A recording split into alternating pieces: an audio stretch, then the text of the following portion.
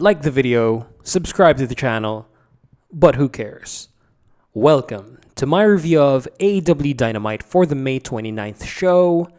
Let's begin. So I just bought the WrestleNomics Patreon again after a long time.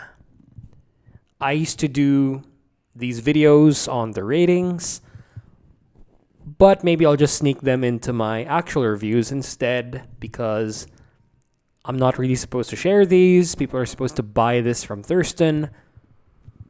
But yeah, I'm just going to show it right here. AEW's ratings are finally back to before the dip happened. Yeah. Before the lower 700,000s. Maybe it's because of MJF's return or expected return. But yeah, he's finally actually going to return next week. So this is going to stay this high. Goddamn, MJF is so over.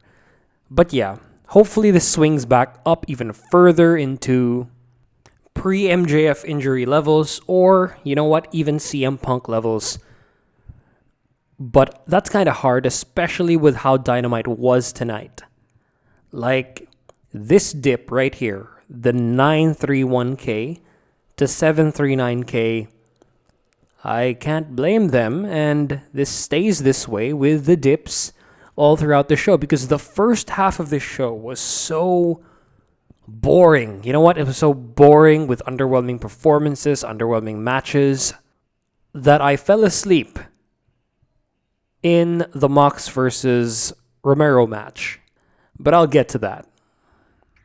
The opening segment of this show is the Mercedes title win celebration. So we've established that Mercedes is still good in the ring, but a bit mid on the mic. Yeah, still we have this. Her heel role in the feud against Willow definitely elevated her, but now that she's a babyface, she's very monotonous. Like, it's back. I mean, it's enough to carry her from feud to feud, but if like in prolonged solo segments like this where this wrestler just puts herself over, if you're not like MJF, who's like a masterclass on the mic, or at least like a Swerve, a Hangman, a Kenny, I don't think this works much. And I think this would have been better if Mercedes was a heel, if she like committed. But yeah, Mercedes is back being a babyface, and she basically gives like a presidential nothing speech before she's interrupted by Sky Blue, who has her own style of speaking. And I think I said this in my tier rankings, that Sky Blue kind of speaks like this reserved, quiet type girl. I know someone who's literally like this. Like, she speaks really quietly, very, very low voice, and she's also very cute. But yeah, Sky Blue, I think this works as a heel, just barely, especially with this like goth phase that she has, but I think this works much better if she was a babyface. Sky Blue was okay here, but this whole thing that they're doing, where Sky sort of presents herself as Mercedes' attacker from, was that 2 months ago? From the pay-per-view cycle before the last one. While I appreciate the continuity and that they're closing that chapter, it's like very, very late for this. Sky gets one over Mercedes, and the match gets made. That match being for the TBS title, which I'm not sure about, man, because Sky hasn't done jack to earn a shot for it. She just keeps losing and losing and losing, and attacking the champion should not give you a right to their belt. You know what? This would have worked if the Young Bucks booked it instead. Because they're heels, they can do what they want. Having Tony Khan book this makes absolutely no sense and is a poor booking decision. The match turns out to be good, but the booking is bad for this one. And I'm going to be saying that for most of this first half. Because the next piece of bad booking is Swerve Strickland versus Killswitch in a House of the Dragon promotional match. This is non-title, but you can consider it as an eliminator match because whenever you beat the champion, you should get a shot. So I don't doubt the in-ring ability of Luchasaurus / Kill Switch. Such a terrible name. When he was a babyface, when he was not boring, he could go. I had some pretty good expectations with this one. But this was not a good match. This was so boring. Let's get to the positives first. I like whenever Swerve did something because it was fun. And I like how Luchasaurus gained control because of the power, but everything else, like what he was doing with that control was basically like nothing strikes, 2 choke slams. It was like not as good as whenever Swerve did something, which was like haymakers all throughout, explaining why yielded control doesn't really mean that one person is dominating the other. If it's like a power guy, of course, he's going to use his power, but he's not going to maintain it. Not much of a difference is really going to be made if you're only getting off like softball punches. But as for the bad, it's pretty much everything else. Luchasaurus didn't do much. Too many rest holds, too many just simple strikes. They had like this normal, structured TV match that just can go out the door, please. Brawling has to be the worst wrestling style ever.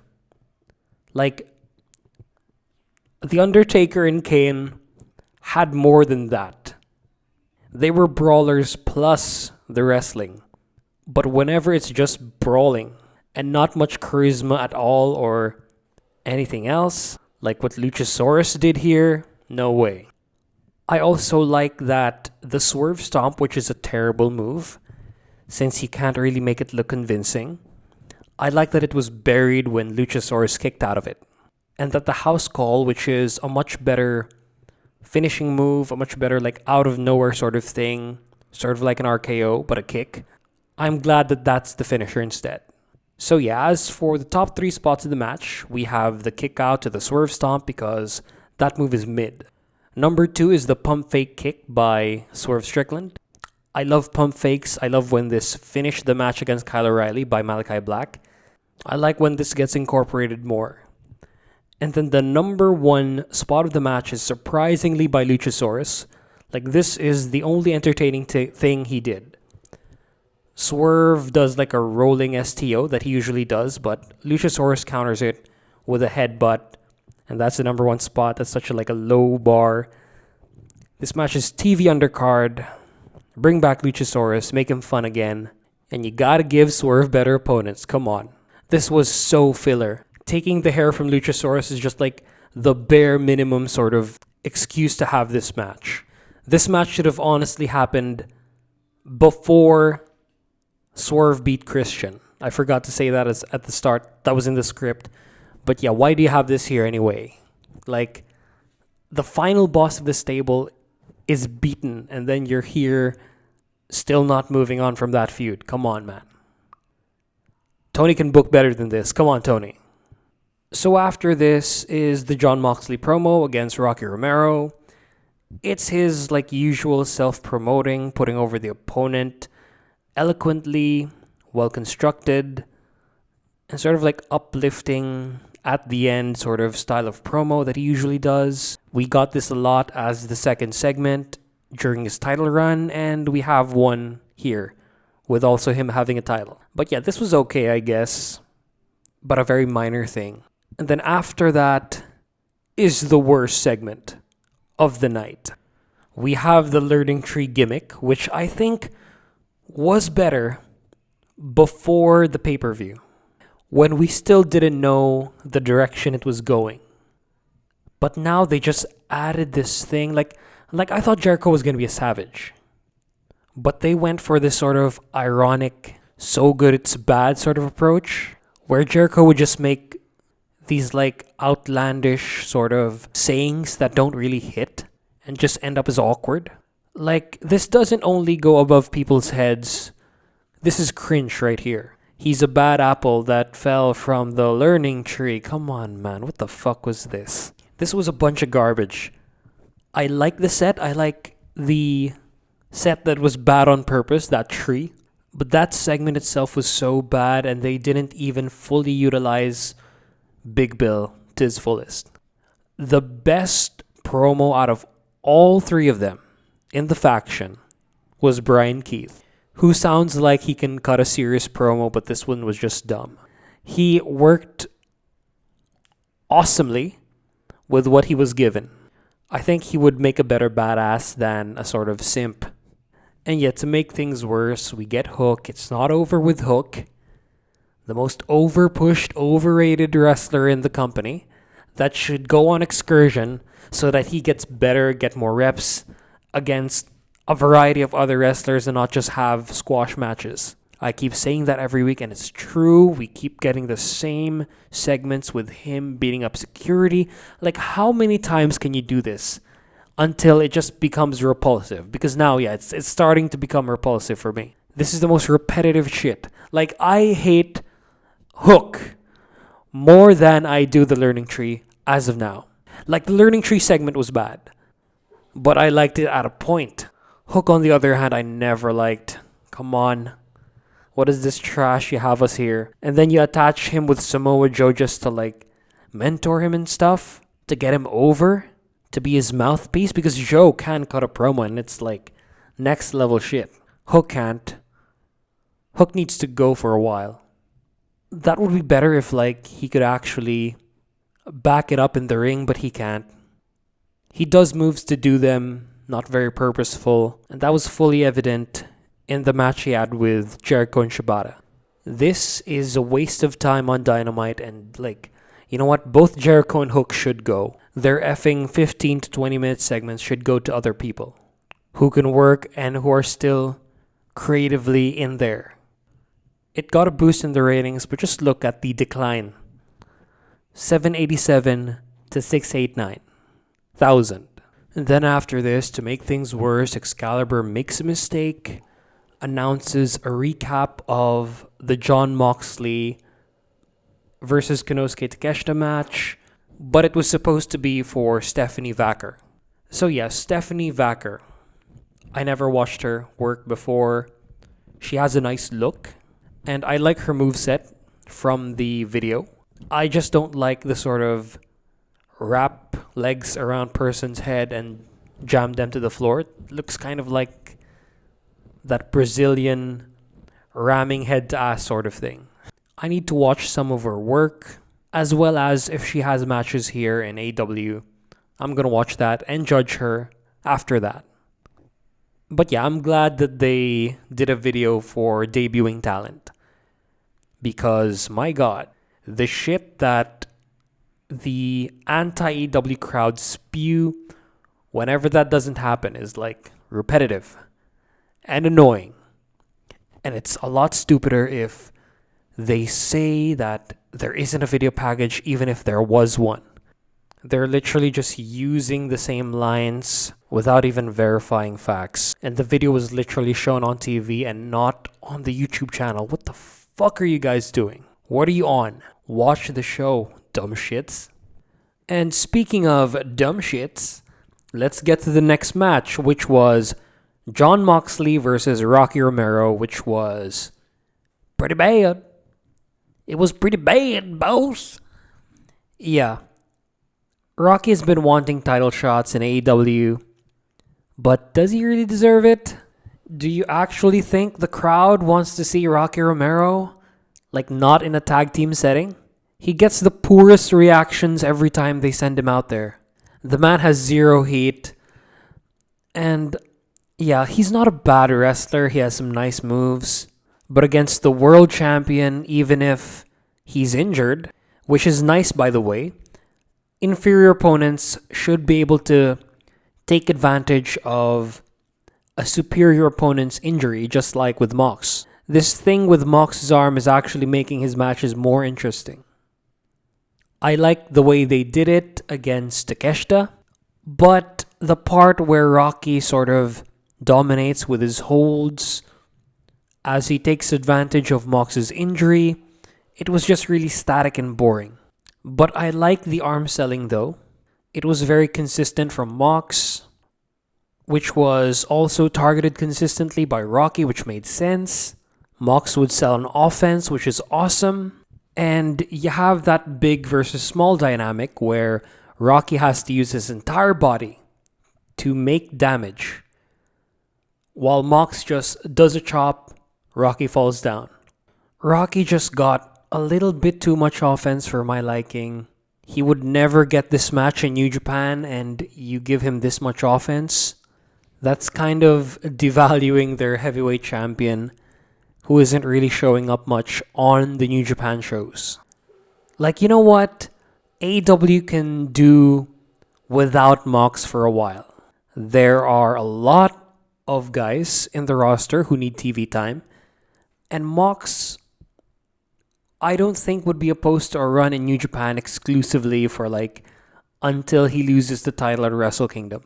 Like, for me, based on what happens later on in the show, and actually based on his Ring of Honor World title run, I think Claudio should get some shine over Mox. Like, he should be getting these matches. I mean, dude should be TNT champion.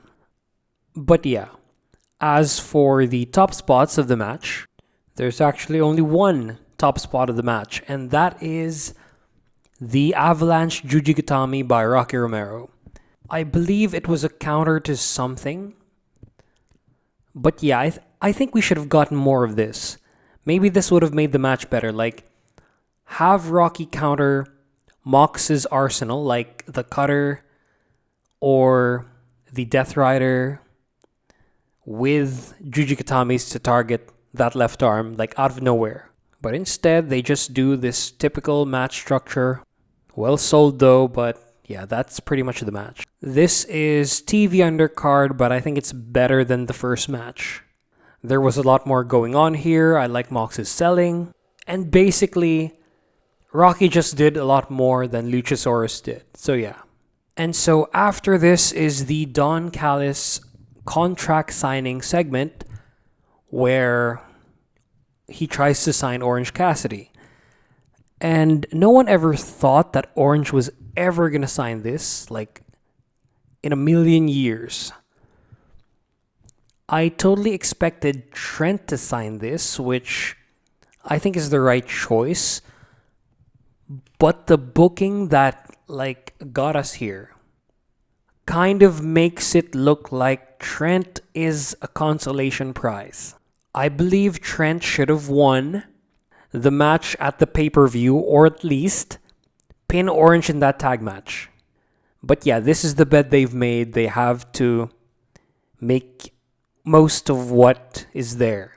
Thankfully, this segment was well done. Of course, Orange Cassidy rips the contract very, very slowly. And then just shot after shot affecting Orange. We have Chris Statlander betraying him, basically the best friends member that he was closest to the most.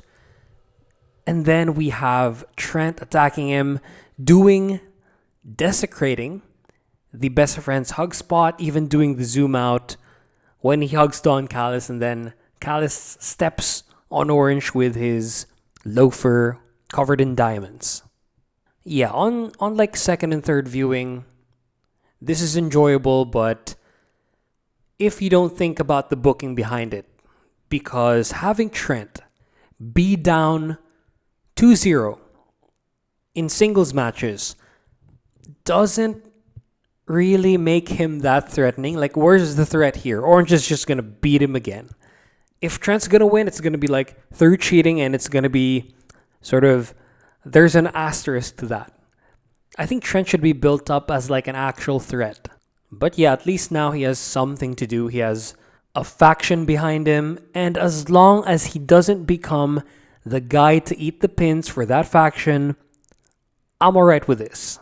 So yeah, after this is the Daniel Garcia segment, and this is the only segment that I don't have any problem with at all.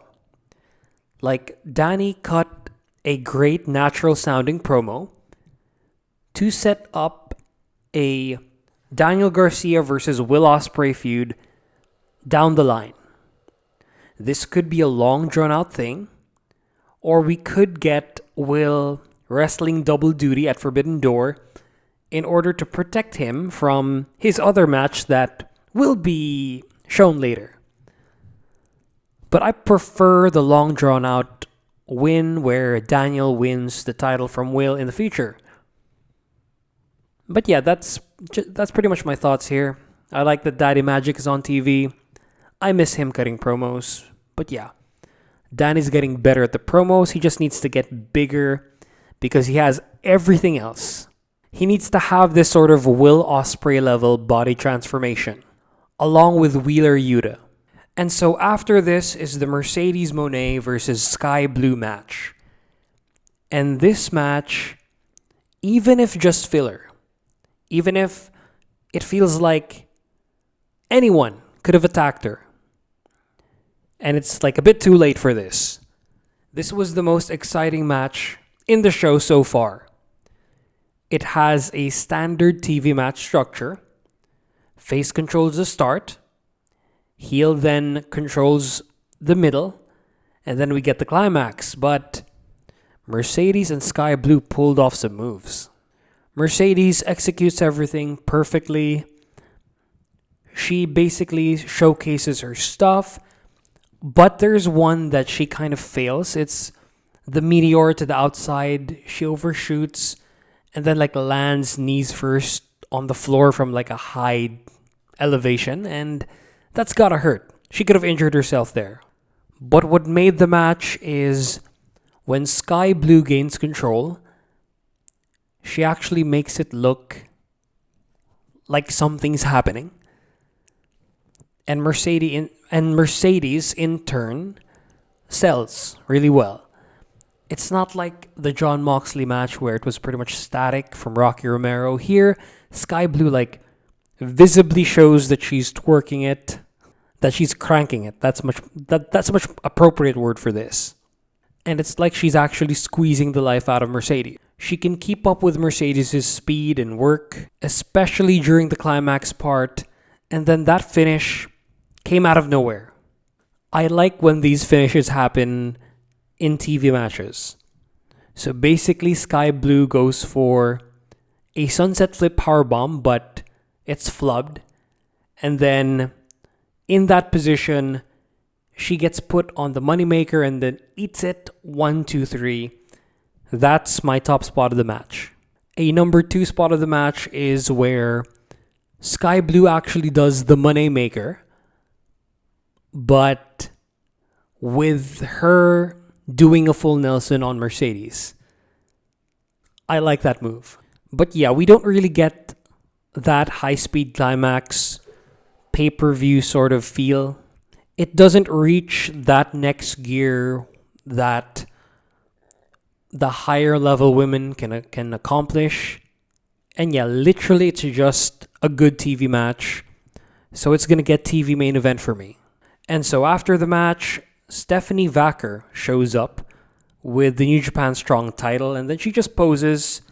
Mercedes poses in the ring.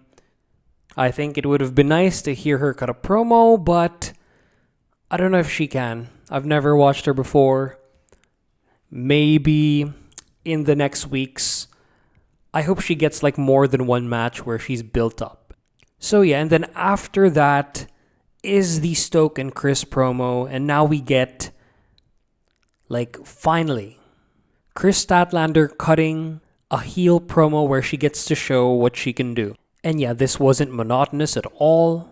She's a lot more expressive, and this gave me belief in what she can do, because when she was face champion, she wasn't really cutting the best promos out there. Stoke, as usual, good promo, of course. And then after this is the Elite Celebration segment. And this has to win segment of the night, because you actually have like stuff happening more than just flexing. Like we have the Young Bucks giving gifts. We have Okada shutting down a CM Punk chant by calling the crowd bitches.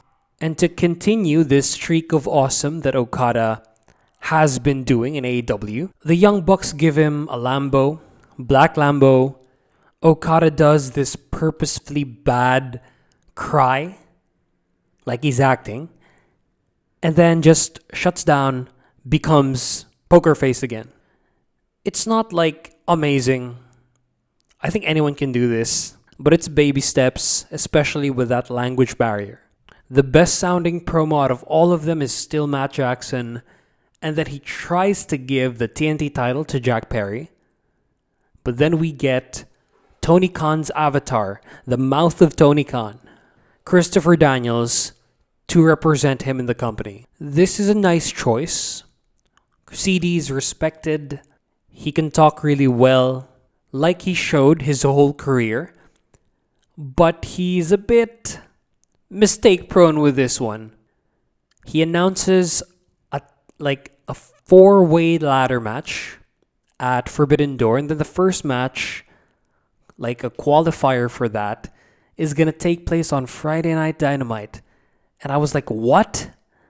Like, I still don't know when the first match is gonna take place. This was a bad announcement, which kind of sullies a great segment.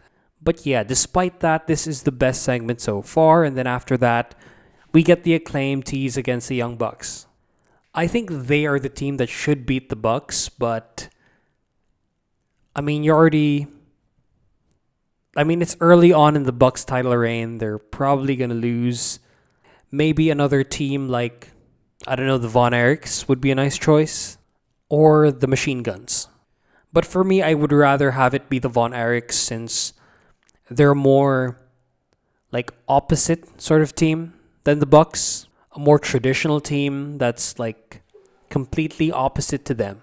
So after this is the Swerve promo.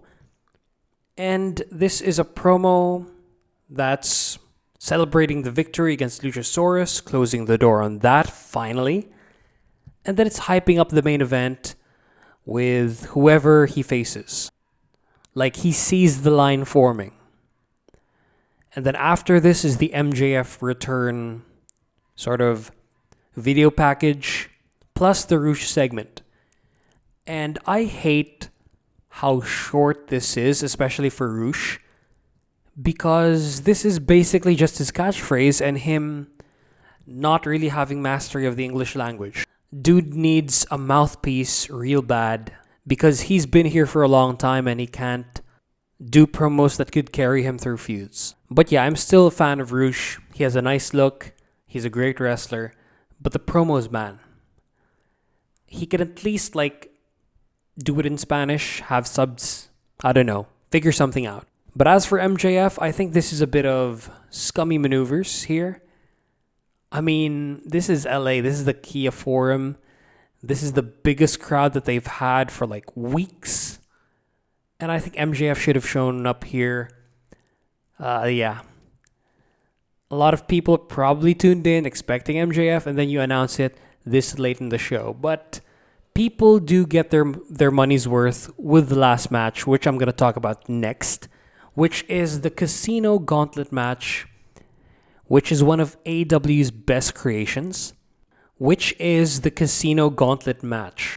This is a twist on the Royal Rumble where you can only win by pinfall. Entry times are randomized, and entry order is also randomized. And an infinite number of people could theoretically be in the match as long as nobody gets pinned yet. It's so chaotic, it works, and then you could basically put anyone in the match. You can do surprises, you can put some less known talent and then have them do their thing, or you can, I think it can rebuild these talent that you fumbled. Honestly, Starks should have been here, or maybe Kip Sabian. Or Sammy Guevara could have been returned here. But yeah, as for the match itself, Jay and Pac open up the match. It's like an average match.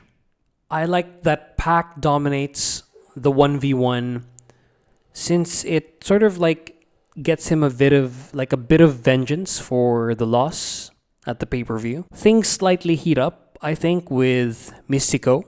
He does some great moves, but He doesn't really go all out until the next person comes out, which is Will Ospreay, who gets the loudest chants in the arena. He's the most over guy.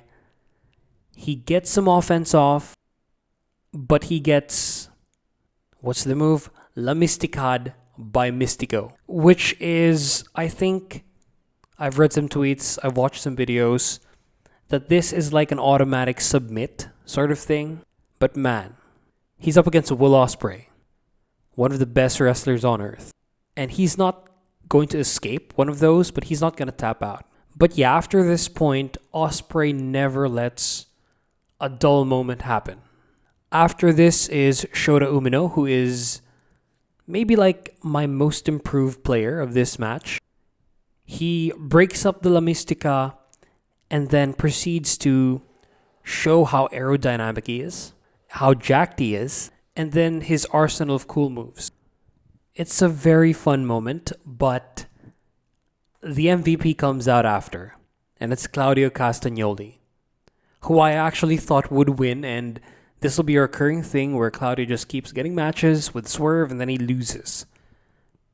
But yeah, he is responsible for bringing this match up to a pay-per-view level because he heated up the crowd so much with just his like giant swings, the entry to the match where he chased Jay White and then he just kicked everyone's ass along his way.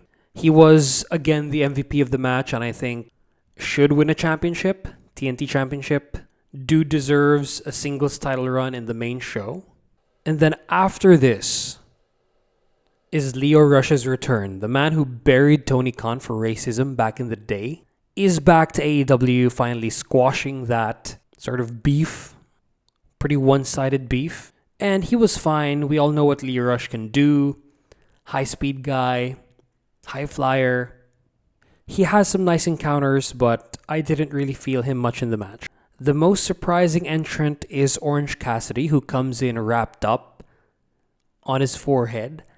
And that's when it instantly popped in my head. This guy's gonna eat the pin because he's injured. Things haven't been going right for him for the whole night. An alternative here, maybe not have him show up because he's beaten down. And why not Trent show up instead? Or yeah, maybe Orange, maybe it wasn't a good idea to get him in the match, but he was the perfect guy to take the pin. So yeah. But if you took him out of the match, you could have appeased Ricky Starks, you could have appeased other people who are disgruntled. You could have had like a major return. Yeah, MJF could have been in the match. A lot of things could have happened. Wardlow could have been fun in this match. But yeah, I'm okay with Orange, especially because he took the pin. After that is Hechicero, who surprised me the most. This guy had the best arsenal of moves we had. And plus, he's high speed. Dude uses his high speed luchador moves in order to get people in submissions. And yeah, his entire sequence that I'm going to show here is one of the top spots of the match. It's highlighted by that thing he does to Ospreay where he flips him and then grabs him for the submission. It's a very submission out of nowhere. As for the finish of the match, we have the remaining competitors just take each other out one by one. But I think we could have had like all of them in the ring at once. I would love to see that. But yeah, it starts with progressing the story of Death Triangle and the Bang Bang Gang. I think Death Triangle are going to eventually take the titles. Juice pushes Pac off.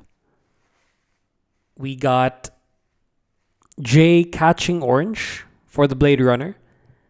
Whiffs it. Ospreay like hidden blades him in front. We have Orange countering out of a Stormbreaker. Missed an Orange Punch, Cutter Ospreay for the win. For the top 3 spots of the match, we have Claudio chasing Jay White. Number 2 is Hechicero's entire start of the match. Honorable mention is the finish. Another honorable mention is Mystico's outside dive where he saves himself, he jumps back. And then number 1 is the giant swing. Like all of the giant swings to all of the other competitors who were in the match at the time. Specifically, best sell though was Pax. So yeah, this match was so fun. It's the second one of its kind, and it's still good. So yeah, I'm gonna give this a score of pay-per-view main event. It's that good. It like brought in 100,000+ viewers by the end. So yeah, after the match, Swerve and Will face off, and then we have the main event to Forbidden Door. So yeah, now let's talk about Will Ospreay's future. There's no chance that he's gonna beat Swerve. And people, I think, should be more okay with that, since Swerve is like the world champion. A loss against him isn't going to mean much. Like, if not, it's going to build up a future feud where Ospreay is down in the series. He is wanting to prove himself. He's lost his title. Yeah, just to like open the gates to a Will Ospreay loss for the International Championship. Because he's going to need to lose that before he gets a shot and actually has a chance of winning the world title.